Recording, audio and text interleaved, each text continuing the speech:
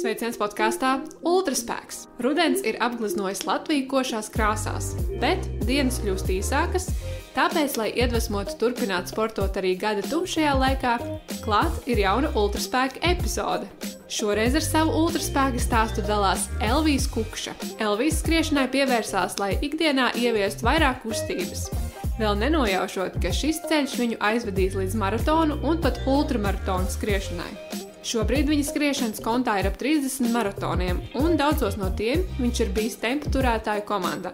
Septembra beigās Elvijas bija tempa turētājs Berlīnas maratonā, vienā no pasaules lielo maratonu sērijas skrējieniem. Reizi gadā ar maratonu distanci viņam nepietiek. Tad Elvijas skrien no Rīgas līdz Valmierai. Šo skrējienu soļojumu viņš ir veicis 4 reizes, un šogad viņam izdevās finišēt zem 12 stundām. Pandēmijas laikā Elvijas nolēma katru dienu noskriet vismaz 5 kilometrus. Vai viņš to turpina arī šobrīd? Uzzinās epizodē. Šoreiz viesos Ultraspēkā Elvijas. Čau! Sveiki! Ar Elviju šogad man ir sanācis nedaudz paskriet Rīga Valmiera, bet vēl es atceros, ka tu 2022. Gada labdarības maratonā dod 5. Mums pievienojies arī uz Toma Grēviņa maratonu Rīgā. Vai tu to vēl atceries? Jā, atceros. Man šķiet, ka es pat 2 skrējienos piedalījos, jā. Jā, kādas tev atmiņas par šo skrējienu? Man šķiet tā ir pirmā reize, kad mēs satikāmies. Jā, klātienē droši vien, jā. Pirms tam man šķiet, es par tevi biju lasījis un redzējis podkāsta sakarā. Man šķiet, ka tev jau uz to brīdi bija epizodes. Jā, un es vienkārši pamanīju to reklāmu, ka tas koncepts ir tie vairāk 7 maratoni 7 dienās šeit bija. Nu jā, tad es redzēju, ka tieši man gar māju arī skries vienā dienā, un domāju, tad tas ikdienas treniņš, kurš parasti būtu jānoskrien, tad kāpēc ne kopā? Un tad arī to noslēdzošo maratonu, kas tepatās Rīgas centrā Vērmanas dārzu bija, to arī nevarēja neskriet. Vai ne? Man ir ļoti jaukas atmiņas par šo laiku, un kāpēc es arī to gribēju pieminēt, šajā brīdī, kad mēs ierakstām šo sarunu, ir atlikušas tieši 60 dienas līdz šī gada labdarības maratonam dod 5, kas šogad sabiedrības uzmanību pievērsīs tieši kustībai. Un ziedotie 5 eiro būs 5 terapijas minūtes bērniem ar kustības traucējumiem. Un, starp citu, ziedošana jau ir sākusies, un to var darīt Ziedot LV mājaslapā. Un, manuprāt, bija zīmīgi šo pieminēt, jo šajā podkāstā mēs daudz runājam par kustību, un arī labdarības temats tiek pieminēts. Ir cilvēki, kuriem viss ar veselību it kā ir kārtībā, bet viņiem, uznāk slinkums vai kaut kas, un viņi neatvēl laiku ikdienā sportiskām aktivitātēm, bet Elvijas, piemēram, atrod laiku, lai skrietu katru dienu, skrien maratonus un dažreiz arī ultramaratonus. Kā tu pievērsies skriešanai? Man šķiet, tas bija augstskolas laikos, kad mums universitātē bija obligātās sporta nodarbības pirmos 2 gadus. Tad es kā savu izvēli biju izvēlējies volejbolu, bet tas arī bija ļoti minimāli. Tās nodarbības ar sportisko, tad tā bieži bija vienkārši dienas, kad tā universitātes slodze un arī papildus darbs noslogoja tik ļoti, ka vairāk par aiziešanu no mašīnas līdz universitātei atpakaļ uz stāvvietu veikalā, un tā īsti vairāk tā fiziskā slodze nekāda nebija. Un tad, kad universitātē vēl beidzās tās sportiskās aktivitātes, es sapratu, ka kaut kas papildus ir jādara, jo tā nekustēšanās un man darbs ir saistīts ar datoru un programmēšanu, ka ikdienā kaut kāda kustība ir vajadzīga. Un tad tas viens no vienkāršākajiem veidiem, ko darīt, bez lielas komandas un draugu organizēšanas, manuprāt, bija skriešana. Un tad arī man kolēģis tajā brīdī bija informācijas sistēma nodaļā Jelgavā Salvis, kas daudz kur skrēja. Tad es tā biju padzirdējis, bet uz to brīdi es nemaz ne uz kādām sacensībām, ne organizētiem skrējieniem neskatījos. Es biju izdomājis, ka es vienkārši savā nodabā skriešu pa savām lauku mājām, apkārtnes meža ceļiem, un tā tas sākās, jā. Un šeit es biju nopircis pirmo gudro telefonu sev ap to laiku, un tad man bija skriešanas aplikācija, un tad vienlaicīgi arī jāiztestē jaunais telefons un jaunās aplikācijas, un jā, tā kaut kā tas pamazām sākās ar pirmajiem kilometriem. Vai izmantojot šīs te skriešanas vai fitnesa lietotnes, tur redzamos datus, vai tas tevi ieinteresē vēl vairāk tur domāt par tempu, par kilometriem, par maršrutiem? Kā tu atceries? Sākotnēji, jā, tur svarīgākais bija droši vien redzēt tos kilometrus, saskrietos un noskrietos pa dažādiem laika periodiem, nezinu, nedēļu vai kaut vai viena treniņa garums, ka tu redzēji tos ciparus, ka īpaši sākuma periodā, jā, kad tur sāk ar īsākām distancēm, un tad jau pēc kāda laika tur kaut ko garāku var noskriet. Jā, tas bija ļoti interesanti, gan katra individuāla skrējiena tie rezultāti, gan arī tur apkopojums par nedēļām vai mēnešiem, kad redzi, vai tur ir kāds progress, vai kādi tie saskrietie kilometri ir. Tas bija interesanti pētīt. Jā. Kurā brīdī tu sāki interesēties par to, ka ir tādas sacensības vai garākas distances? Tas iesākšana ar to skriešanu man šķiet bija kādi 2012. 13. gads, kad es pats savā nodabā kaut kur skraidīju apkārt pa mežiem, ceļiem, parkiem un tā tālāk.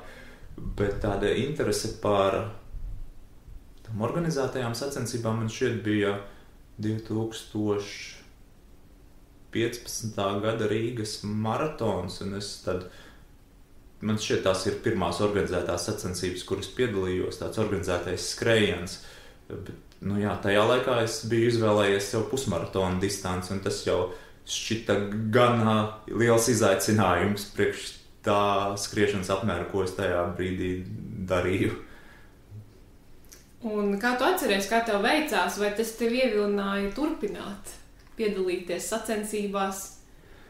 Jā, man kādreiz bija tas par tiem garajiem skrējieniem, es biju tā dzirdējis un domājis, un tas maratons likās kaut kas nereāls, tāpēc no sākuma, protams, jāmēģina ar pusmaratonu. Un tajā brīdī, 2015. gadā, tie maratoni nemaz nebija tik daudz šeit Latvijā, un tad pēc tā Rīgas maratona, kad es noskrēju savu pirmo pusmaratonu, man šķita, nākamgad tad varēs sagatavoties uz maratonu. Bet, es pat nezināju, ka ir tāds Valmieras maratons eksistē. Es domāju, labi, ja jau es esmu tagad sagatavojies uz pusmaratonu, tad kaut kur jāskrien arī tas maratons. Tā sākotnējā doma bija, ka es skriešu pēc gada Rīgā. Bet tad pēc kādu laiciņu tas Valmieras maratons arī uzradās uz manā radarā, un tad es pamanīju, tad rudenī, septembrī, tad es skrēju savu pirmo maratonu. Bet pēc noskrietā pusmaratona, vai tev bija tā sajūta, ka tu vari ka tu esi gatavs šim maratonam, vai ko tu darīji šī gandrīz pusgada laikā, lai noskriet šo pilno distanci? Ja es būtu kaut kā mentāli noskaņojies vairāk tam, ka jāskrien būs divreiz garāk, tad es droši vien varētu skriet. Tas bija uz to 21 noskaņojies, un es atceros, es pat pilnīgi sev pie sevis pajautāju, vai es tagad gribētu otru tādu pašu tagad noskriet. Un es teicu pie sevis, ka nē. Jo es nebiju tam gatavojies, un es nevarēju zināt, kā tas būs skriet divreiz vairāk. Tā kā tajā maijā 2015. gadā, tas bija tas maksimums, uz kuru es biju sagatavojies, un nebija tā, ka es varētu un pat gribētu skriet vairāk uz to tajā brīdī. Un ko tu darīji, lai sagatavoties šim Valmieras maratonam? Kaut kādu garāku treniņu vai kaut kas? Jā, tajā brīdī es īpaši oriģināls nebija, bija tā Noskrien LV virtuālā skrējēju grupa klubs. Tur viņiem ir sacensību kalendārs, pie katrās sacensības detaļās ieejot var arī uzģenerēt savu treniņu plānu. Tas bija tas, man šķiet arī pēc kā es sagatavojos savam pirmajam Rīgas maratonam, tā fanātiski un reliģiski atzīmējot tādus checkboxiņus pie katra no tie treniņu un aizpildot. Un jā, un tāpat pie tāda paša plāna es pieturējos, kad gatavojos Valmieras maratonam. Un kā bija, vai tu atceries to sajūtu Valmieras maratonu finišā, vai tev bija nekad vairs, vai arī jau meklēji, kur tālāk?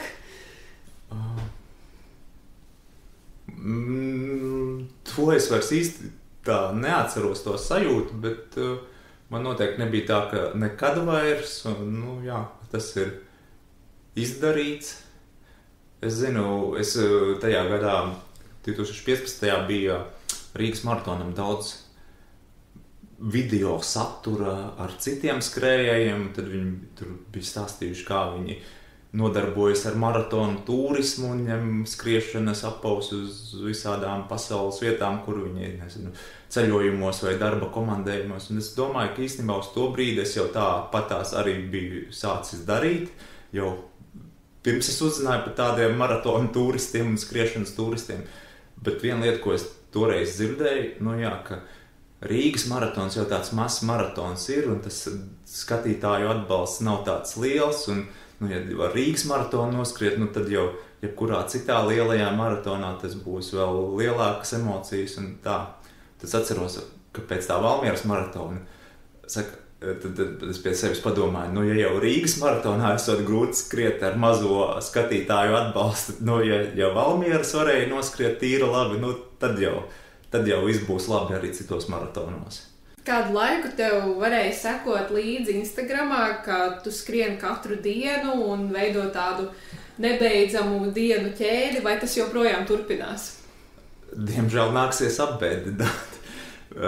Tas turpinājās, es nezinu, cik precīzi dienas, kaut kas gan drīz 4 gadus. Tad, tiešām es katru dienu skrēju vismaz 5 kilometrus, un tad, neskatoties no tā, vai tur ir liels sals, stipras lietus, vai arī nedaudz temperatūra, vai agrs rīts pirms lidojuma, vai vienmēr atradās tas laiks un vieta, kad izskriet to savu ikdienas 5 kilometrus, un ir vis kaut kādi bijuši, kad es augstu kalnos Šveicē skrienu tur pa 400 metru aplītim, kamēr tas piecinieks ir, vai Stambulā es lidostā skrēju, jo bija pārsēšanās. Bet kā tas beidzās šogad, mēs bijām devušies kalnu pārgājienā pa Itāliju, un arī es tur biju tajos kalnos, nav tādas līdzenas vietas īpaši. Tas sākumā nebija šķērslis, jo tāpat tās tur, ja varēja paiet, tad varēja arī noskriet. Un vienmēr tad paveicās tā, ka bija tās vietas, kur izskriet. Bet tas skriešanas ķēdīt pārtrūka ar to, ka mēs bijām saindējušies ar ūdeni kalnos. Un tad bija tāds ļoti slikts veselības stāvoklis. Mēs 2 dienas no kalniem nogājām uz lejā esošu ciematiņu viesnīcā palikām, bet tā pašsajūta bija tik slikta, ka tur skriešana nekādu nesanāca. Kad vispār tev radās šī ideja, ka tu gribi skriet katru dienu vismaz 5 kilometrus? Šis bija īstenībā mans otrais piegājiens tai idejai, jo pirmo reizi, es neatceros vairs precīzi, kurš gads tas bija, kad es sāku, bet tas bija arī neilgi pēc viena no Rīgas maratoniem, un es skrēju. Toreiz tās bija laikam 420 dienas, un es beidzu tad, kad es noskrēju savu pirmo Rīgu Valmieru. Un nevis tāpēc, ka es nākamajā dienā nevarētu paiet vai paskriet, es to joprojām būtu varējis darīt, bet tas tās likās, cik tad ilgi var skriet, jāmēģina, jāmeklē kaut kādi jauni izaicinājumi, jaunas interesantas lietas, ko darīt ar skriešanu. Bet, es turpināju joprojām skriet, kaut kādi treniņu plāni vai sacensības, kurām es gatavojos, bet ne katru dienu. Bet pēc kāda laika, man šķiet daži mēneši bija starpā, kad es atkal atsāku skriet katru dienu. Tā ideja, es nezinu, kāpēc, vienkārši tāpat tās. Bet no kurienes tas uzstādījums, ka tie ir 5 kilometri, jo patiesībā tas nav maz, ja tas ir jādara katru dienu. Ir sevišķi, ja vēl Rīga, Valmiera vai maratons gadās tur. Kā tu to izdomāji? Tas tāds piecīts likās tāds minimums, ko tas nav nekur rakstīts vai kā pats izdomā tā dara. Nav neviens, kas pateiks tev, cik tev vajag skriet bieži vai daudz, vienkārši pats, lai to savu dzīvi padarītu interesantāku un pietiekam kaut kādu izaicinošu. Tas nebūtu pārāk viegli, bet lai arī tas nav pārāk neiespējami. Tas 5 kilometri likās tāds, ko varētu paveikt katru dienu. Bet, kad saki 4 gadus katru dienu skrēji, kā tu radi motivāciju? Es saprotu, mums visiem patīk skriet, bet mums ikvienam ir dienas, kad tā tiešām negribās. Vai nezinu, laikapstākļi tādi vai pašjūta ne tāda. Kā tu sevi motivē tādās, pelēkākās dienās? Man liekas, tā jau vairs nebija motivācija, tā bija, es nezinu, kaut kāds dzīvesveids vai disciplīna. Daudzi runā par to, kā tu motivē sevi vai kā, ja tur ir jāmotivē sevi, tad citreiz ir tā, ka motivācija ir, citreiz nav motivācija, bet tā bija vienkārši manā dienas kārtībā lieta, kas ir jādara, un tur tādas ļoti lielas diskusijas nebija par to. Vienīgais, kad, cikos, tā diena bieži tika īstenībā pakārtota tam, lai to skrējienu ieliktu kaut kur, un tad var redzēt, ja tur lidojums ir 6 no rīta, tad tev jāizdomā, vai tu izskriesi jau tur pirms tam, vai tad, kad nolaidīsies, vai ir garš pārlidojums.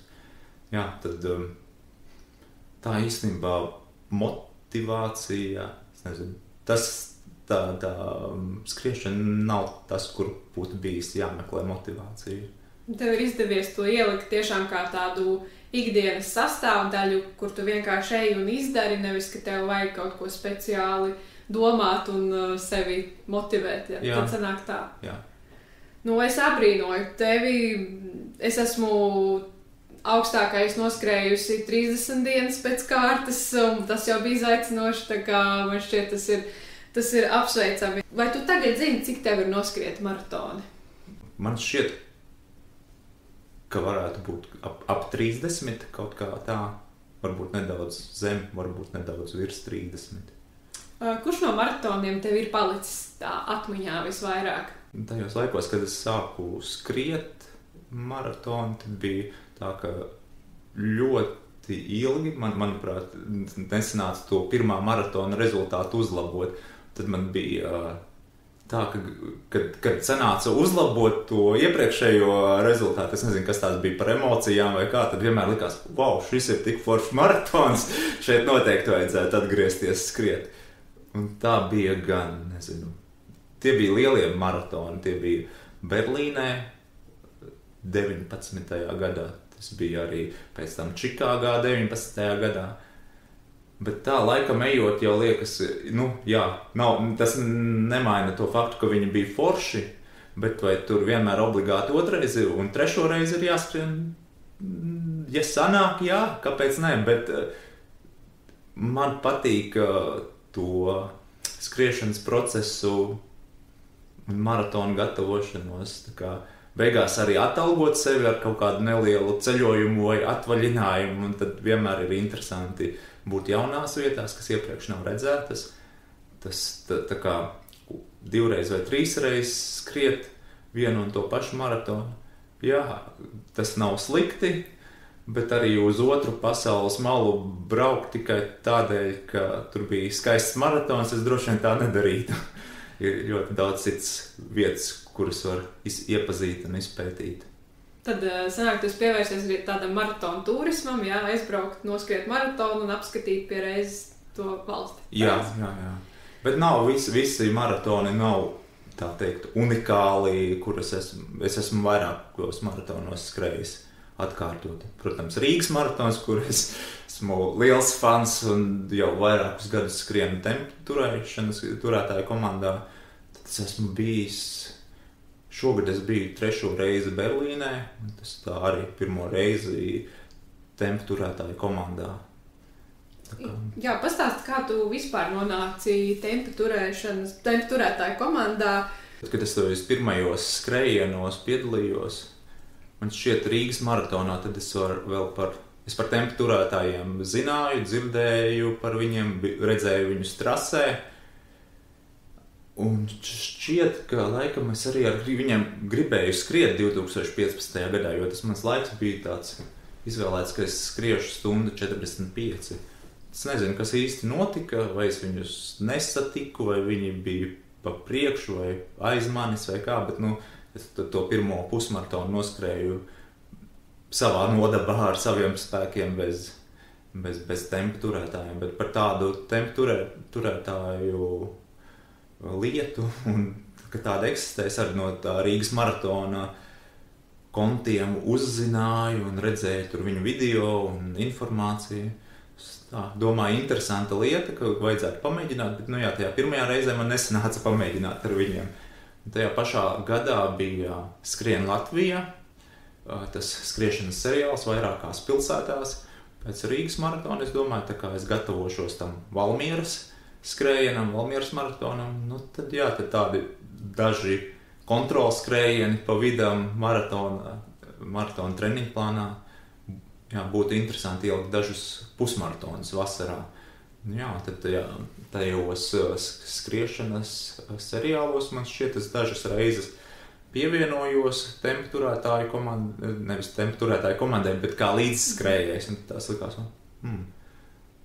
kāds respekts, tā precīzi var noturēt un precīzi ieskrien un tā uzticēties var, un ka visi vienmēr notur, cik es redzēju. Jā. Bet tā no sākuma līdz galam es pat neatceros. Varbūt vienās sacensībās es tā skrēju ar viņiem, bet likās, ka ļoti noderīga lieta, ka tāds atbalsts skrējējiem ir. Un tajā laikā, man arī tas likās tāds, nezinu, ekskluzīvs, respektabls, prestižs pienākums, ko darīt. Tajā laikā noteikti nesazīmēju sevi, ka es kādreiz tādā lomā varētu būt un kādam viņu sacensībās palīdzēt tikt līdz finišam. Bet tu esi, un kā tas notika? Jā, tas ir interesants jautājums.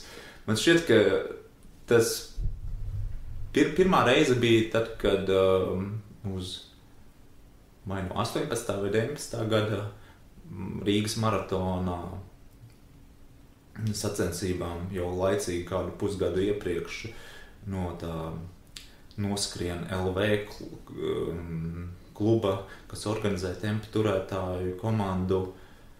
Es viņu mājaslapā vai sociālos tīklos kaut kur pamanīju pieteikšanās linku, un es domāju, jāmēģina pieteikties. Un pēc kāda laika tad man atsūtīja, ka nākamajā gadā varēs tādā un tādā laikā turēt pusmaratona tempu. Es sākumā pusmaratona distancēju pieteicos, jā.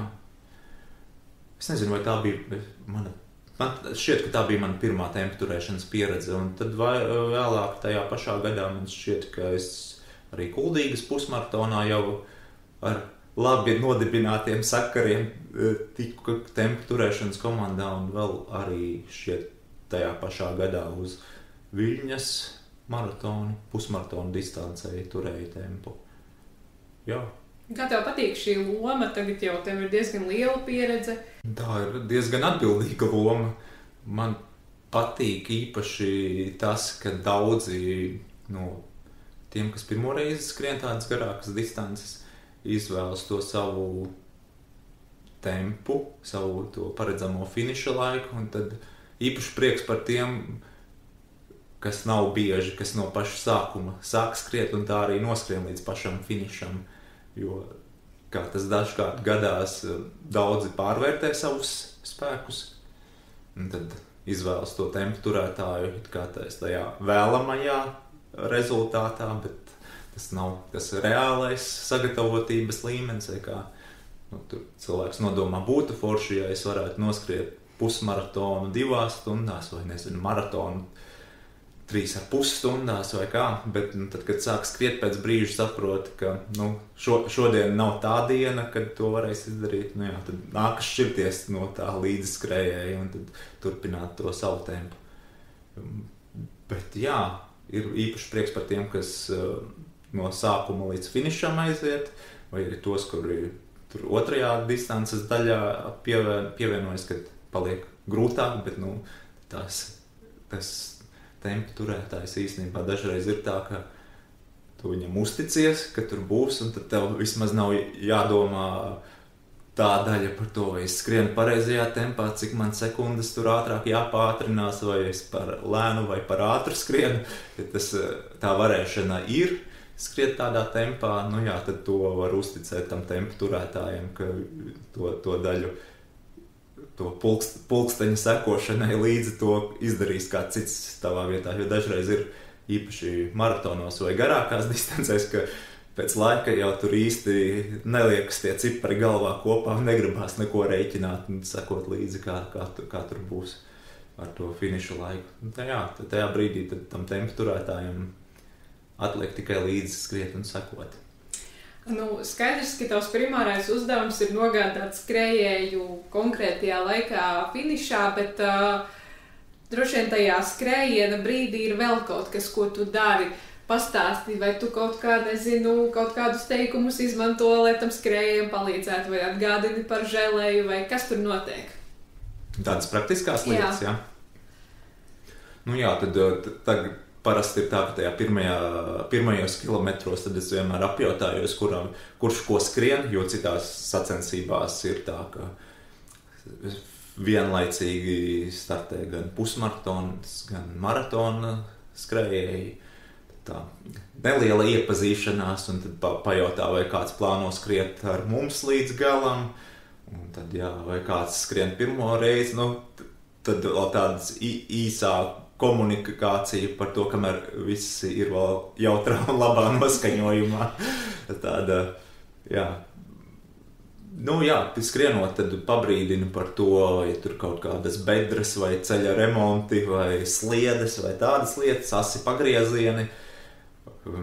Ja redzam dzirdināšanas punktus, tad informējam, ka jau drīz būs beidzot ūdens, vai ko tur varēs dabūt, augļus vai želejas.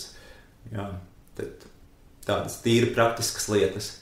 Un tad tajā otrajā distances daļā tad mēs apjautājamies par to, vai viss labi, vai var skriet, vai tā. Vēl pēdējos metros bieži ir tā, ka mēs redzam, ka mums vēl jāskrien pēc tā sava noteiktā tempa, lai mēs tajā savā laikā skriet, un tad mēs vēl pēdējos 500 metrus redzam, vai kilometru pirms finiša, tad mēs redzam, ka tie līdzskrējēji izskatās vēl gana enerģiski un varoši, tad mēs viņus dzenam pa priekšu. Tā ka dažreiz tempu turētājiem nākas finišēt arī vientulībā vai tajā pārī vai 3, kā nu kurā reizē ir tie tempu turētāji. Bet tempu turētāji bez līdzskrējējiem, jo bieži gadās tā, ka nākas aizdzīt pa priekšu tos, kas vēl var, lai iekļautos tajā, ne tikai iekļautos, bet arī uzlabotu to laiku, kādu viņi bija plānojuši. Jā, pat tu biji tempu turētājs lielajā Berlīnas maratonā, pastāsti par šiem iespaidiem.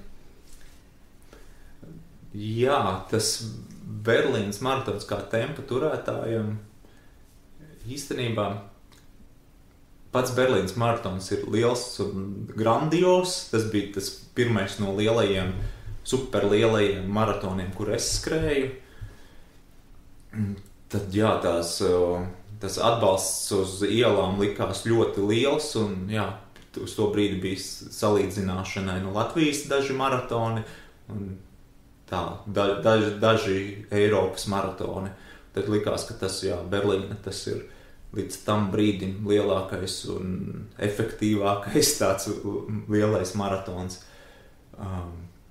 Bet, laika gaitā es nonācu arī citos maratonos, īpaši Amerikā.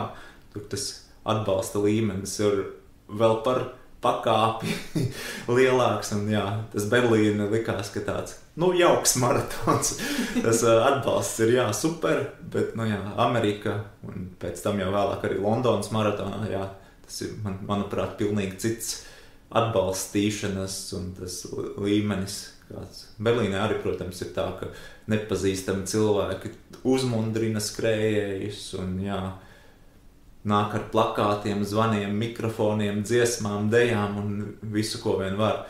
Un tad tā liekas, ka ļoti tāda pilsētā ir tāda maratona svētku atmosfēra, ko īstenībā pēdējos gados tepatās Rīgā mums arī tas krietni uzlabojas, ja salīdzina ar to, kā tā bija pirms 10 gadiem. Tagad arī var redzēt, ka arī tas atbalstīšanas kultūra ir krietni augusi. Jā, var piekrist. Pamazām jau tiek kļūst par svētkiem arī skatītājiem. Jā, tieši tā. Un otra puse tam jautājumam bija par to tempu turēšanas pieredzi Berlīnas maratonā. Tas bija arī interesants piedzīvojums, jo tā tempu turētāja komanda bija gana liela. Es neatceros precīzu skaitu, cik mēs tur tempu turētāji bijām, bet diezgan daudz. Un ir tas, ka tas starts ir vairākos viļņos un tie koridori, un tas, ka vienu tempu tur vairāki cilvēki, bet viņi katrs tomēr ir atsevišķi. Šogad Berlīnas maratons to pamainīja, ja iepriekšējos gados vienu tempu varēja turēt 2 cilvēki blakus ar tiem karogiem, tad šogad katrs skrēja individuāli, kas it kā ļāva cilvēkiem vairāk izmantot tos tempu turētājus, jo viņiem varēja apkārt sarindoties vairāk cilvēku, bet no tādas tempu turētāja pozīcijas tas nav pārāk forši, jo tad tev nav tas otrs acu pāris, kas uzmet aci un pārbauda, ka tavas aprēķini ir pareizi, ka it kā pulkstenis jau ir, lapiņas vai špikerīši ar laikiem ir, bet vienmēr ir forši ar kādu parunāt un tā dubulto pārbaudi uztaisīt, ka viss tiešām ir pēc plāna. Tolešu apmeklējumi ir principā ļoti apgrūtinoši, jo tad tu vairs nezini, uz kuru vietu trasē tev jāatgriežās, cik ātrā laikā. Tad, ja tas otrs tempu turētājs turpina skriet, tev viņš vienkārši jāpanāk, bet ja tev nav ko panākt, tad ir tādas nērtības. Tā kā organizatoriski man šķiet, ka organizatori vienkārši paļāvās uz to informāciju, kādu tev tie tempu turētāji sniedz, un to, ka liela daļa bija atkārtoti tempu turētāji šajā maratonā.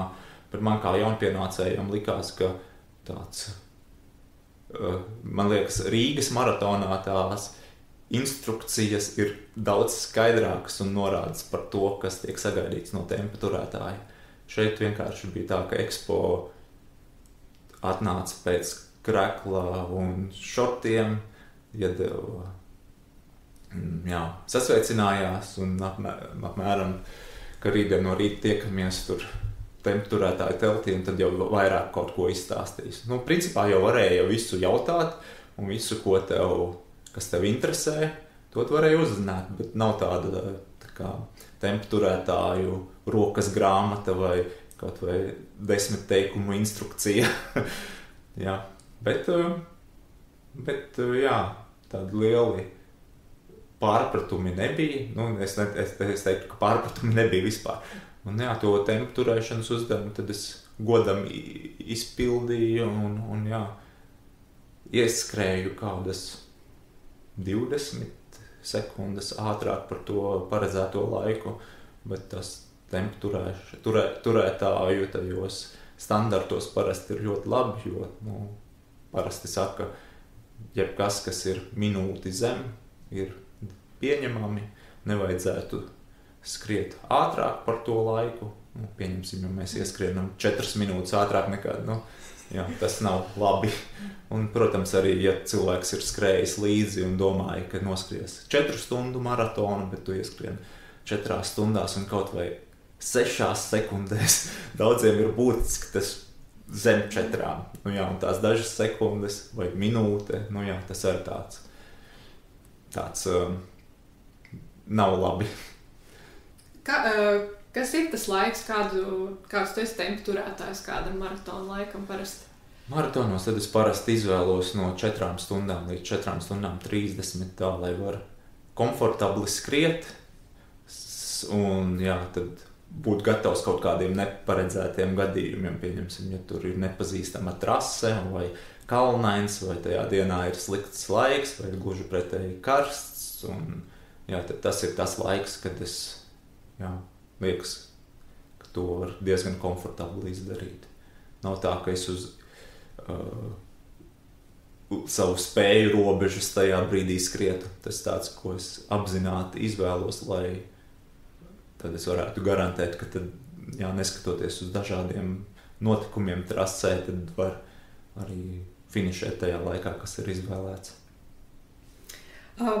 Pašam tev maratona labākais laiks ir maratons zem 3 stundām, 2 stundas 58 minūtes 12 sekundes. Ne visiem tas izdodas, maratons zem 3 stundām. Kur tas bija, kā tu gatavojies, pastāsti? Kā tev tas izdevās? Jā, man šeit jau pieminēja, ka ļoti ilgi pēc tā pirmā maratona man bija tā, ka tas rezultāts nekādīgi neuzlabojās, it kā skrienu, bet no, tas maratona rezultāts īpaši neuzlabojās. Gadu laikā tas rezultāts ik pa pāris minūtēm uzlabojās, bet tad es atkal, šeit pirmais maratons bija kaut kas ap 3,5 stundām, 3:35, to vairs precīzi neatceros, bet tad bija 21. gadā Londonas maratons, kurā bija 3 stundām 15, kas bija tāds arī negaidīts rezultāts man pašam, jo es īpaši ne uz ko necerēju. Tā, ka varētu uzlabot to savu iepriekšējo rezultātu. Bet, jā, tas bija vairāk tāds noskriešanas pēc iepazīt to Londonas maratonu, kā ir skriet, jo es ļoti ilgi gribēju tajā maratonā skriet. Jā, un tad pēc tā atkal ļoti ilgi bija tā, ka man neizdevās to Londonas maratonu rezultātu labot. Bija tāda trenēšanās pēc treniņu plāniem un kaut ko tur pamainīt un vairāk vingrošanas un skatīties uz ēšanu un svaru un tādām lietām, bet neatkarīgi ne no kā. Jā, tās 3 stundas un 15 neizdevās uzlabot tur vairākus gadu garumā. Jā, un tā ātrā skriešana no vienas puses likās, nav jau tik svarīgi, bet no otras puses viena no tām lietām, ko es gribēju izdarīt, ir noskriet tos 6 lielākos pasaules maratonus, un viens no tiem ir Bostonas maratons, kuram tāpat vien pieteikties nevar. Tur ir jābūt diezgan ātram vai turīgam skrējējam. Es tajā brīdī, kad es skatījos, man būtu vajadzējis skriet 3 stundas un 5 minūtes maratonu. Un ar to Londonas laiku man likās, kur es vēl 10 minūtes varu dabūt nost, tas taču ir nereāli. Bet man šķiet lielākā izmaiņa, ko es izdarīju, bija svaru zāles apmeklēšana. Es sāku pievērsties treniņiem svaru zālē. Bija arī kāju dienas treniņi, bet ne tikai kājas, vispār. Jā, visām muskuļu grupām, teiksim tā. Un, jā, tas pirmais rezultāts arī, ko es īstenībā arī neko negaidīju, bija pagājušo gadu Viļņas maratonā. Es sāku gandrīz tur no pēdējām rindām, jo es kaut kā biju aizkavējies startā. Un bija tā vēlme skriet ar 3 stundu 15 tempa turētājiem, bet es biju tik tālu aizmugurē, ka es nezinu, cik tas ir reāli, un tad jau es diezgan ātri biju atmetis cerības, ka es viņus noķeršu un redzēšu, jo tās ielas ir tik šauras, cilvēki tik daudz, grūti izlausties tur cauri, Bet nestoties uz to, es kaut kādā tur 11. kilometrā panācu tos tempu turētājus. Es skrienu ar viņiem, un es zinu to sajūtu, ka tie tempu turētāji, ka tempu turētājiem skrien līdzi. Kādā brīdī tu vairs nevari, tu esi paskrējis ar viņiem 5 vai 10 kilometrus, bet tas maratona finišs vēl ir salīdzinoši tālu, un saprotu, ka tev vairs iekšā nav skriet ar viņiem. Bet tur bija tā, ka es skrienu un zinu, ka tā parasti notiek, ka man dažreiz pat liekas, ka es varu ātrāk, un tad es sāku skriet ātrāk, un tad beigās viņi mani panāk un apdzen, un es vairs netieku viņiem līdzi. Likās ļoti komfortabls tas temps ar viņiem, bet es negribēju skriet ātrāk, jo es zinu, kā tas notiek parasti. Es to drošību tā ievēroju un skrienu ar viņiem, bet tāpatās man šķiet pēc kādiem 10 kilometriem man palika garlaicīgi, un man šķitā, ka, it kā tas temps ir salīdzinoši ātrs priekš tā, kā es parasti skrienu. Jā, bet es tāpatās tad turpināju kāpināt, tad man šķiet, ka es tagad varbūt samelošu, bet man liekas, vai 3:11 vai 3:07. Es pat precīzi vairs neatceros atkal. Tas bija tikai pirms gada. Un jā, bet tad es biju domājis, un ka tādā diezgan grūtos apstākļos, jo diena bija ļoti karsta, un kā jau es teicu, daudz cilvēki, grūti izlausties, es biju nokavējis to startu, un tad likās, forši. Sanāca, un es pat tā nebiju nebiju iesprindzis par to, ka vajag kaut ko uzlabot tajā maratona laikā, un kā būs, tā būs. Es tā domāju, ar tādu attieksmi, ka sanāca kaut kas tāds, ko īpaši negaidīju, forši. Un uz to brīdi es jau zināju, ka es skriešu tajā pašā gadā, pagājušajā gadā, pēc dažiem mēnešiem Ņujorkā. Jā, un tad es vienkārši atkal pēc treniņa plāna turpināju trenēties, zāles treniņi, kaut ko uzturā skatījos tā, lai nav, izvairījos no saldumiem, kaut gan es nezinu, vai tas kaut ko dod vai nedod, un tur bija vairākas lietas, kas vienkārši sakrita. Labāks miegs, labākas fiziskās aktivitātes, un pārtika, uzturs, un tad ar Ņujorkas iedzīvotāju un turistu atbalstu un uz priekšu dzīšanu un visām tām emocijām, kas tur, tā es ieskrēju zem 3 stundām. Un tad no šiem lielajiem World Marathon Major, kur tev ir atlikuši vēl sarakstā, kur ir jāizpilda?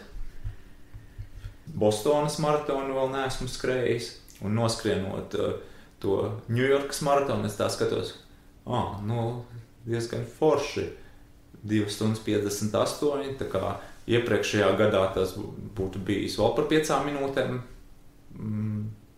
tās 5 minūtes ierēķinot, tur diezgan laba tā starpība sanāk.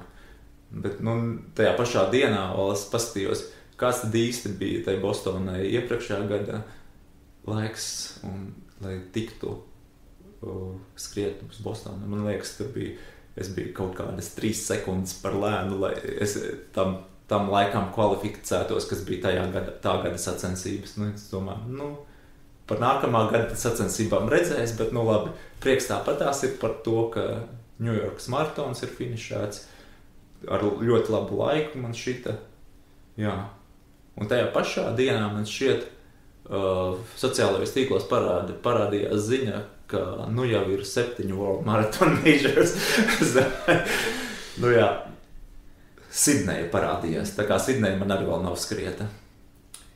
Es tev novēlu veiksmi, lai tur visi kauliņi sakrīt, un tu tiec pie šīs lielās medaļas, jau ar 7 maratoniem. Bet, kā mums visiem labi ir zināms, ar maratonu tev tāpat nepietiek. Tev ir 4 Rīga-Valmiera finiši. Kāpēc ar maratonu tev nepietika? Kāpēc Rīga-Valmiera parādījās tavā skriešanas sarakstā? Mēs jau pieskārāmies tam vienam paša izdomātam izaicinājumam par skriešanu katru dienu. tad, ap to pašu laiku man šķiet sev uztaisīju arī otru izaicinājumu. Es nezinu, vai viņi kādā brīdī noteikti notika paralēli. Tas bija Covid laiks, 2021. gads, man šķiet. 20. gadā visas sacensības bija atceltas vai notika virtuālie skrējieni un tam līdzīgi. Un tad tajā 21. gadā bija arī aizdomas, ka nekas jau tur īsti nenotiks, bet skriet vajag kaut kādi maratoni. Tāpat tās to maratona gatavības formu īpaši zaudēt nedrīkst. Tas tā kādā dienā biju brīvdienās izgājis paskriet. Es paskrēju ar kaut kādu vienu no saviem bijušiem kolēģiem. Tepat tās līdz centram biju atskrējis, tad skrēju mājās, tad vēl pa rajonu paskrēju. Tur jau tuvojās kaut kādiem 40 kilometriem. Tad es skrēju uz mājām un satiku kaimiņu, kas arī bijušais kolēģis. Un tad viņš bija izgājis paskriet tieši tikko, un es domāju, man jau ir 42 kilometri, bet vajadzētu parunāt, paskraidīt un parunāt ar to kaimiņu. Un tad mēs paskraidījām. Es domāju, pirmo reizi sanāca laikam kādi 50 kilometri noskriet. Un man šķiet, pēc tā treniņa es savam draugam Romanam teicu, ka bija noskrieti tie 50 km. Viņš teica, tad jau jāgatavojas Rīga Valmierai vai kaut kā tam līdzīgi. Romans uz to laiku jau bija skrējis, man šķiet Rīga Valmiera. Viņš bija bijis iespējams arī brīvprātīgais. Es biju arī par Rīga Valmiera zinājis, jau arī no tiem pašiem kāda 15. gada, kad es gatavojos Rīgas pusmaratonam. Tad tur kolēģi teica, kad tad Rīga Valmiera skries jau tajā 2015. gadā. Un tad man bija tā, kāda Rīga Valmiera, tur taču tikai trakie skrien. Vai ne? Tad bija tajā 21. gadā pavasarī, kad es sāku skriet, tad es sev uztaisīju otru izaicinājumu. Es biju izdomājis, ka varētu vairākus tos garos skrējienus uztaisīt, gatavojoties Rīga Valmierai. Tad es to gatavošanās procesu nedaudz interesantāk padarīju. Es biju izdomājis skriet starp dažādām Latvijas pilsētām. Tad es skrēju no Liepājas līdz Skrundai, Skrunda, Biksti, iespējams, Biksti, Jelgava, Rīga. Tad es to vienu posmu pagaidām vēl neskrēju. Es biju izskrējis arī no Valmieras līdz Valkai. Un tad tas savienojās, tā kā noskrienot Rīga Valmieru, tad es biju pārskrējis no Liepājas līdz Valkai. Tad tas bija tāds interesants izaicinājums, ko es pats sev izdomāju, ka tajā vienā no Covid gadiem, kad it kā nekas nenotika, bet, ja tā paskatās atpakaļ, daudzi jau, kas meklēja, visu kaut ko varēja atrast. Bija arī bez Rīga Valmiera, ko skriet. Bija, bet tu nonāci Rīga Valmiera, un kā tu atceries savu pirmo Rīga Valmieru? Bija forši jautri, man likās. Mēs skrējām ar mani jau pieminēto draugu Romānu. Viņš mēdz ievilkt cilvēku šajā avantūrā. Ja kāds šaubās, tad 5 minūtes ar Romānu, tad jūs būsiet reģistrējušies. Viņš jau bija skrējis. Man likās, tas gluži nav tas pats, kas noskriet 2,5 maratons. Maratons jau ir grūts, bet, tā distance Rīga Valmierai ir gandrīz kā 2,5 maratoni. Tas nav tā kā sareizināt un vienkārši tev paies ilgāks laiks. Tas ir nevis 2,5 reizes grūtāk, kam jābūt, bet tā matemātika nestrādā tāpatās. Tāpatās kā maratons nav 2,5 maratoni. Tad es nezināju, ko gaidīt, un es domāju, labs variants, varam skrienam kopā. Tā mēs kādu laiku skrējām kopā līdz kādam, es neatceros, ap 60 kilometru. Tas ir kaut kur pie Straupes. Es nezinu, kāds tur kilometrs vairs ir, bet līdz tai Straupei mēs skrējām, paņēmām saldējumu, apēdām saldējumu, tad mums pievienojās vēl kāds trešais skrējējs, ko es vairs īsti neatceros, bet Romāns sāka stāstīt, cik grūti skriet, kā ātrums krītās, Un man bija tas, ka es atkal biju skrējis visu to nakti no pusnakts līdz tam rītam, kādiem 7, 8, kad mēs tos pie saldējuma tikām, laikam pēc 8. Man bija tāds, es visu nakti tādā diezgan komforta tempā skrēju. Man galīgi nevaru asociēties ar to, ko Romāns saka, ka grūti paliek. Es domāju, viņš tā sāk lekt nost. Viņš palika ar to otru skrēju. Īsumā, viņš palika ar otru skrēju, es aizskrēju tālāk. Tad man sanāca panākt daudzus skrējējus, kas bija iepriekšējās stundās pasteigušies mums garām. Daudzi no tiem jau bija pārgājuši soļos, un tad vēl brīnījās, kā es tā kā raķete šaujos uz priekšu. Tas vienkārši nebija izdedzinājis to savu enerģiju pa nakti. Tā kā bija tas uzkrājums. Un man likās tāds, ka tā otrā daļa varbūt pat bija ātrāka kā pirmā. Tas ātrums noteikti tur bija cēlies. Varbūt tie pēdējie kilometri pēc tā 100 bija atkal grūti, jo liekas, ka tas 100 ir tāds wow. Bet vēl ir tie 7 kilometri un tā nebeidzamās Valmieras ielas pirmajā gadā, likās tāds tornis baznīcai bija, nevarēja sagaidīt, kad viņš parādīsies, jo likās, tūlīt taču jābūt, un viņš nav. Vai ne, un pa vidu vēl dažas citas baznīcas, kas apjoko tevi, vai ne? Jā, 21. gadā vēl, ja nemaldos, bija tropiskā nakts, un temperatūras stabiņš bija ap 30 grādiem, diezgan izaicinoši, bet tevī bija enerģija. Jā, pareizi, kad to atgādini, tad atceros, bija, bet, jā. Tā ir viena no tām lietām, kas aizmirstās parasti pēc finiša gadiem ejot, jā. Labi, noskrēja vienreiz Rīga, Valmiera, viss ok, bet tagad jau tev ir 4 finiši. Kāpēc tu atgriezies? Es no sākuma uzreiz neatgriezos. Es domāju, ka tas tā kā vienreiz izdara un viss, ko tur vairs redzēt, Bet man šķiet, es 1 gadu biju izlaidis. Es uzreiz nākamajā gadā laikam nemaz nepieteicos.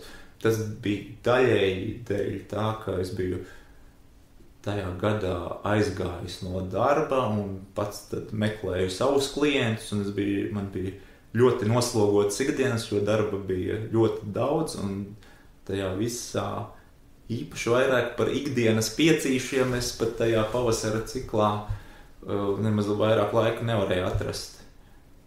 Un tādām Rīga Valmiera sagatavošanās posmam, tas laiks un aizņemtība un treniņu plāns, tas viss negāja kopā.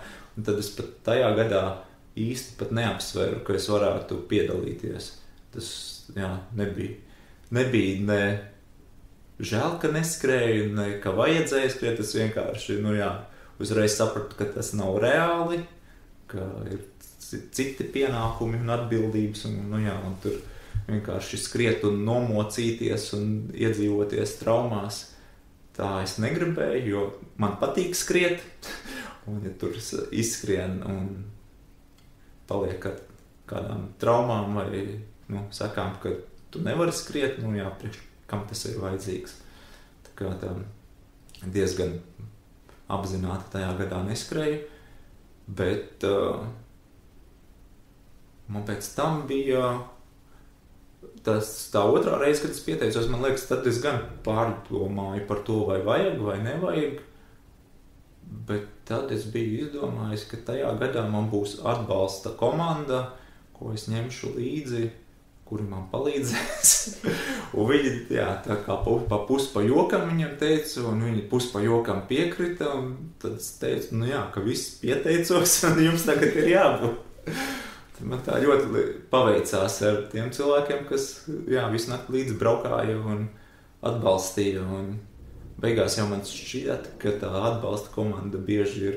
Viņiem tas nogurums ir vēl lielāks kā tiem skrējējiem, jo skrējējiem man šķiet, ka satiek citus skrējējus, tur kaut kas mašīnas braukā, kaut kādi atbalstītāji pa ceļu vēl satiek,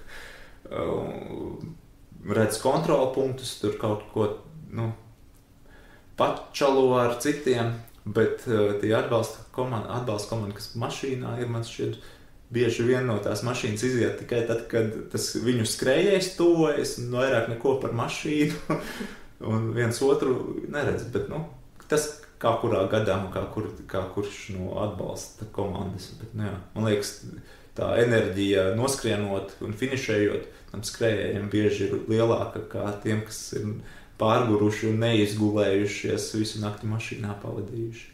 Ka es augstu novērtēju to, ka man gadu laikā ir vairāk cilvēki nomainījušies un palīdzējuši. Jā, un tas ka tā atbalsta komanda bija, tas bija viens no tiem iemesliem, kāpēc es domāju, ka jā, tad es arī šogad tajā otro reizi arī piedalīšos. Bet, jā, pēc tam tad ir, pēc tam, kad es atsāku, tad ir bijuši jau, šis bija 3. gads pēc kārtas, kad es arī turpināju skriet Rīga Valmiera. Jā, šogad tev arī izdevās noskriet Rīga Valmiera zem 12 stundām, un tu ne tikai noskrēji, bet tu arī iemūžināji savu pieredzi tā kā vloga veidā, un arī nosauc 107 iemeslus, kāpēc piedalīties Rīga Valmiera 107. Kā tu izdomāji, ka tu gribi arī vlogot, jo skriet Rīga Valmiera ir viens, bet to vēl filmēt, tas jau ir pēc tam vēl montēt, tas jau ir mazliet atkal cits stāsts, cits līmenis jau. Jā. Es kaut ko biju iemūžinājis arī iepriekšējos gados, ko es biju salicis kopā. Tur man palīdzēja viens no manas atbalsta komandas Māris, vienreiz bija līdzi, un viņš bija filmējis, un tad es biju salicis kopā to iepriekšējā gada pieredzi. Un tad es šogad izdomāju, tas nebija tā iepriekš plānots, vai kā, tas vienkārši domas atnāk tik ilgā ceļā. Tad, kad vienkārši garlaicīgi paliek skriet, kaut kas jāizdomā. Jā, tas bija tāds spontāni radās ideja, ka tā varētu. Jo īstenībā, daudz cilvēku jau prasa, kāpēc skriet maratonu, kāpēc skriet Rīga Valmiera un kāpēc skriet vairākas reizes. Tagad tev ir 107 iemesli, vai ne?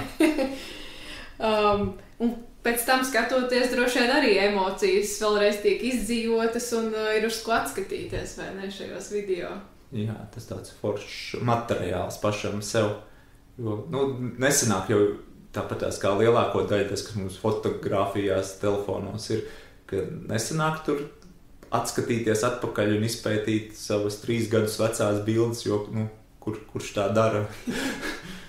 Bet, tas video ir samontēts, kādreiz ir ko parādīt kādam, ja kāds interesējas, vai ir bieži tā, ka īstenībā es ievēroju, ka tas iepriekšējā gada video, ko es biju paskatījies, ka viņam skatījumu skaits nav liels, bet viņš palielinājās tad, kad nāk Rīga Valmiera.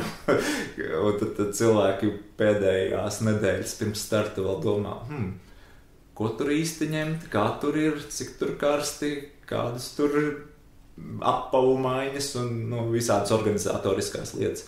Un arī man pirms manā 1. vai 2. Rīga Valmiera es skatījos arī viena skrējēja iemūžinātos piedzīvojumu. Mēs viņu satikām arī skrienot tajā gadā, kad es arī biju skatījies viņa video burtiski iepriekšējā dienā, tad nākamajā dienā uz Rīga Valmiera šosejas viņu satieku, un tad sakām, jā, es paskatījos, redzēju visu no sākuma līdz galam, paskatījos, kā tev pagājušo gadu gāja.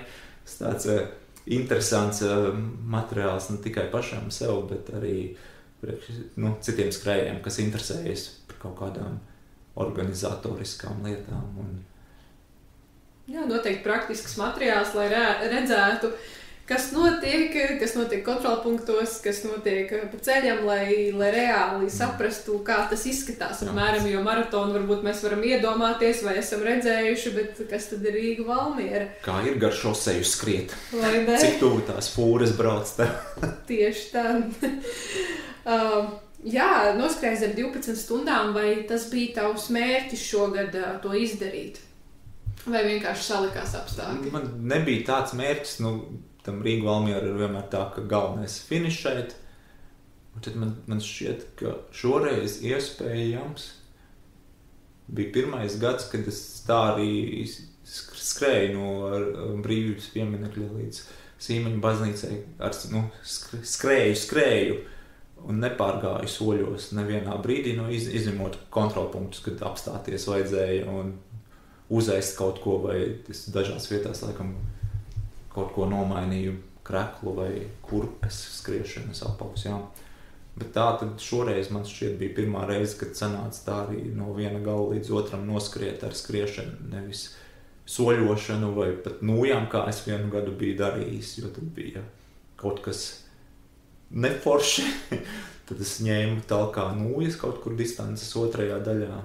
Jā, bet tas 12 stundu mērķis man šķiet šogad nebija.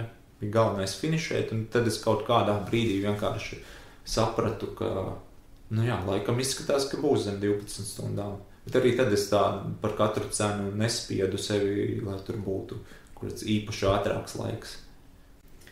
Ļoti labi. Tas arī ir viens no iemesliem, kāpēc man patīk Rīga Valmiera, jo katram ir savi mērķi un veids, kā izbaudīt šo skrējienu soļojumu.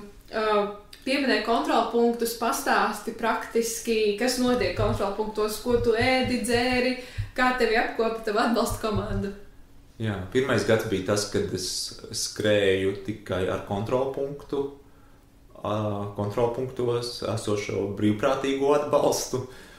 Jā, forša atmosfēra, un man liekas, es daļēji apzogu sevi ar to, ka man ir atbalsta komanda, jo no tās burvības, ko daudz piedzīvo tajā naktī un nākamajā rītā un pēcpusdienās kontrolpunktos, man daļa no tā paiet garām, jo es pārsvarā runāju un satiekos un ņemu ēdamus un dzeramas lietas tikai no viņiem. Tad bieži ir tādi kontrolpunkti, kur es pie tā galdiņa pat īsti nepieeju, neredzu, kas tur ir piedāvājumā, kas pa cilvēkiem tur ir tajās brīvprātīgo rindās. Un tas ir īpaši tajos nakts un agrajos kontrolpunktos, kur ir liela skrējēju burzma. Tad, tas tur parasti, ja vien īpaši negribās kaut kādu siltu tēju vai buļļonu vai kaut ko tam līdzīgi, kas nav manā sagatavotajā mantu kastē, ko man atbalsta komanda man var iedot. Tad es pieeju pie tā galda, bet tas, kad tas skrējiens jau ieiet kaut kādā 9. stundā vai tā, tad jau tā skrēju izkliede ir krietni lielāka, tad tur neviens īpaši pie tiem brīvprātīgo galdiem nav, un tad tur, tad var aiziet uzmest aci, kas ir piedāvājumā. Bet mana atbalsta komanda tad man dod tās lietas, ko es esmu viņiem iedevis. Un tas atkal man patīk, jo man pirms tam nav jāizdomā, cik žēlējas es sūtīšu uz katru punktu, kā es viņas dabūšu tālāk, ja es viņas neizēdu, vai man viņas atsūtīs, un kā es viņas paņemšu. Un ko darīt, ja man, telefons izlādēsies, un man vajadzēs powerbanku par vienu kontrolpunktu ātrāk, vai arī gluži pretēji, ja man tur ir ielikts, ka man jāmaina apavi pēc 20 kilometriem, bet ja man viņi tagad jau ir slapji, un man viņus vajag mainīt tagad, tad tas ir forši, ka visas tās lietas mana atbalsta komanda visu nakti ved līdzi mašīnā.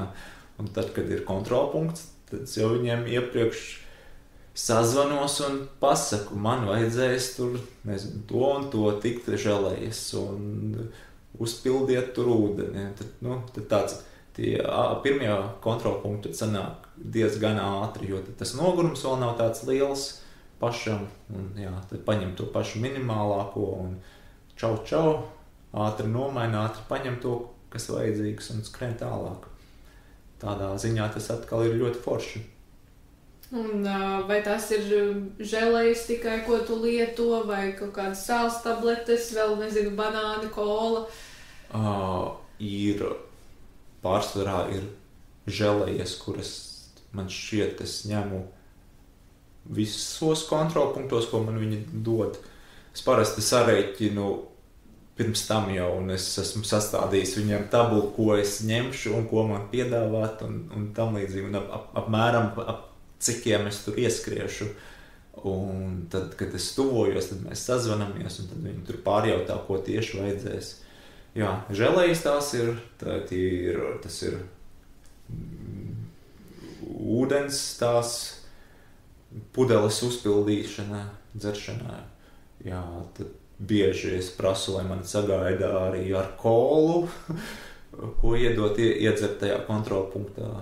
Sāls tabletes. Nu jā, un tad tā kaste, ko es viņam dodu līdzi, tā ir krietni lielāka. Tur ir viss kaut kas, ir saldējoši aerosoli, plāksteri un masāžas rīki dažādi un paklāji, nu, ir visādi plāni B un C un Z, un saliktas lietas, kas bieži vien netiek izmantotas, bet, nu, ir forši, ka viņas ir līdzi, jo, jā, tādām ēdamām lietām man šķiet parasti neēdu nekādus augļus tajā Rīga Valmiera, izņemot arbūzu.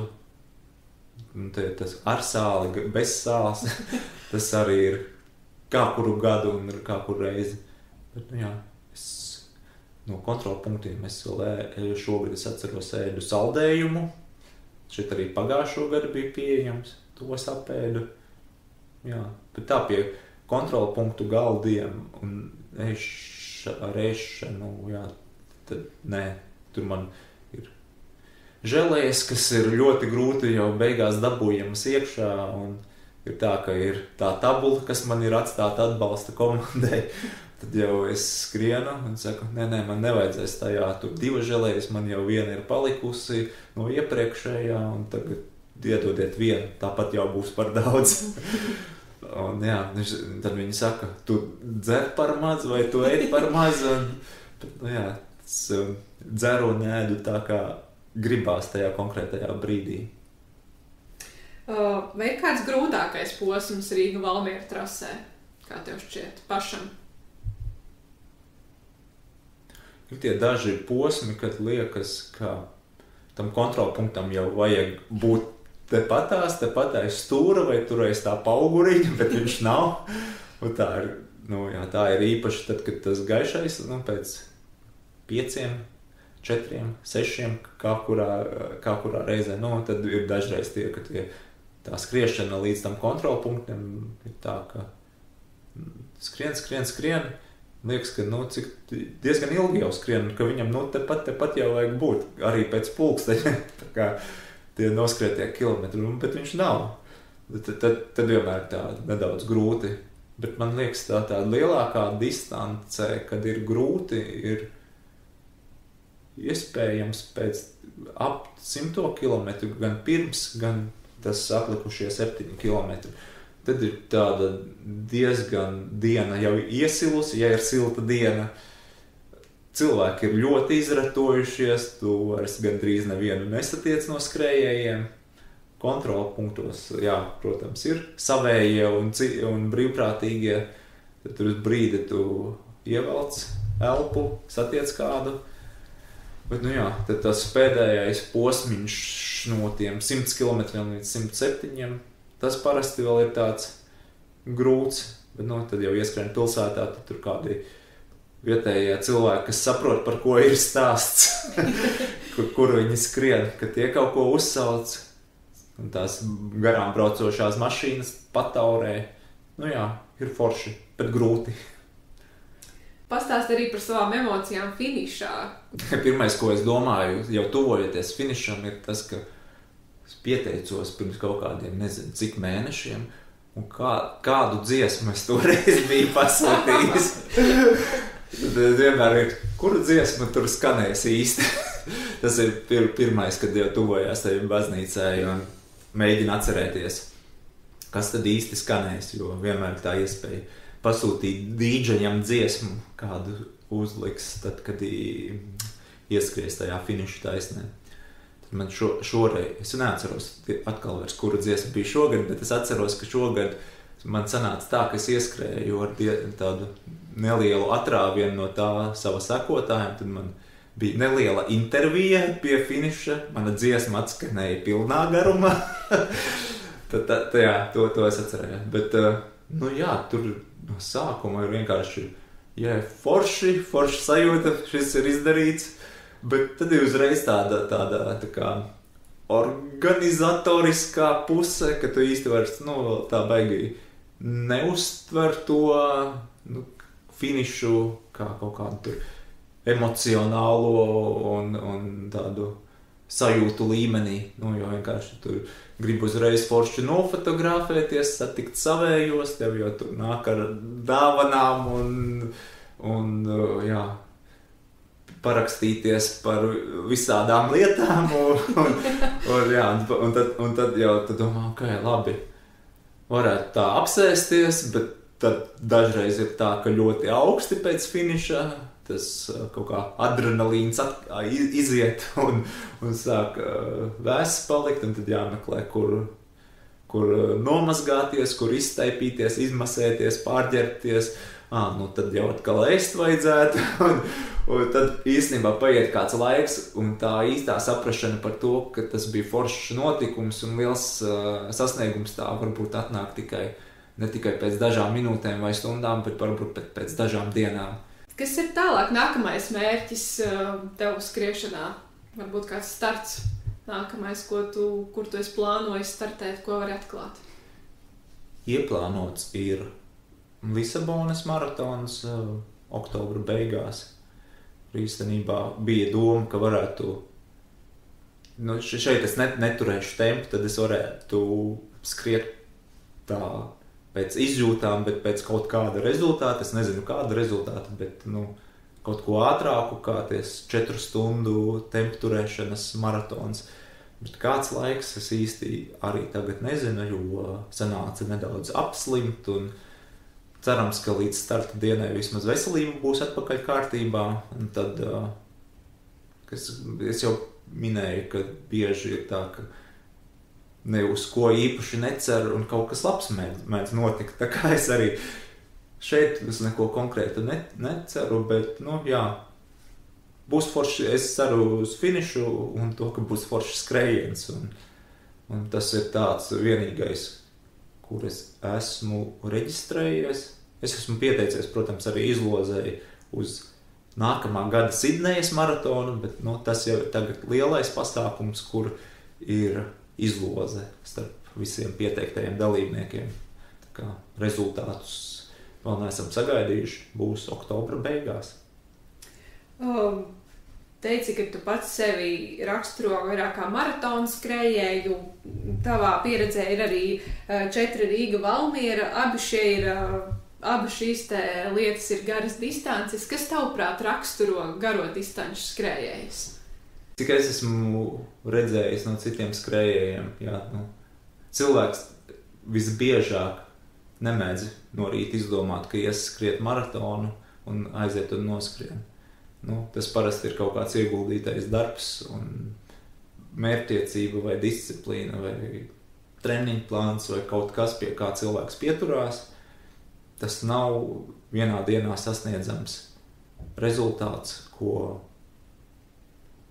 kā cilvēks pieceļās no rīta un čiks un maratons ir gatavs. Tas ir ilgāks laiks, kur tu no sākuma nezini, kāds būs rezultāts. Tu nevari neko garantēt, tu nezini, cik tas viegli vai grūti būs. Tev ir tā kaut kāda ideja par to, ko varētu darīt vai to, kas ir jādara, bet tev ir vienkārši tas galā kaut kāds mērķis, ko tu gribi sasniegt, un tu esi gatavs veltīt tam kādu daļu sava laika, veselības vai finanses, vai, tas ir par kaut kādām spēju noteikt kaut kādas prioritātes, par saplānošanu, par disciplīnu. Tas tāda organizēta pieeja tam. Sarunas noslēgumā gribu tev jautāt, kā ikvienam, kas būs tā dziesma, ko tu ieteiksi Ultraspēka dziesmu playlistē? Jā, es par šo domāju, tas varbūt pat ir diezgan grūts jautājums, ja salīdzinu ar pārējiem. Tu neesi vienīgais, kas tā saka? Jā, kādreiz bieži klausījos mūziku, tajos savos pirmajos skriešanas gados, Un arī dažreiz sacensībās es esmu klausījies dziesmas, kas velk uz priekšu, bet tā ikdienas treniņos es joprojām parasti skrienu ar austiņām, ja vien es ar kādu kopā neskrienu.